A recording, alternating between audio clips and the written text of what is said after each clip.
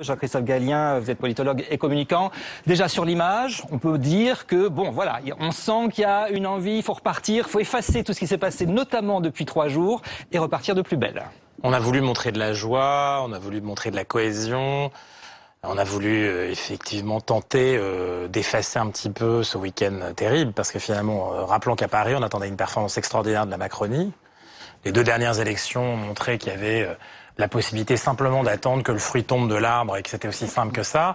La réalité, c'est qu'aujourd'hui, on essaie de sauver de l'accident, voire de industriel, et de le laisser au niveau de l'accident, et donc d'aller vers autre chose.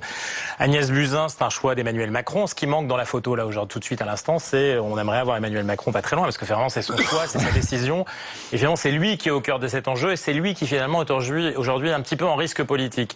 Agnès Buzyn, finalement, pour moi, elle saisit la balle au bon. C'est-à-dire que, évidemment, tout le monde prévoit plutôt une difficulté, voire un échec. Mais finalement, qu'est-ce qu'on en sait aujourd'hui? C'est une élection d'arrondissement, c'est une élection qui était mal embarquée avec Benjamin Griveaux avant même l'enjeu, l'explosion de la semaine dernière. On ne sait pas trop. La campagne peut renaître. 4 semaines aujourd'hui avec les temps, la manière dont on fait des campagnes, la manière dont les gens choisissent aujourd'hui, ça peut être quelque chose qui est jouable. Tout est possible, on nous dit. Tout est possible. Tout est possible. En tout cas, pour elle, vous voyez, c'est une opportunité. Elle quitte peut-être un ministère qui va vivre une période compliquée avec une épidémie, ainsi de suite. Elle, c'est une option politique et une opportunité politique. Maintenant, pour La République En Marche, c'est pas gagné.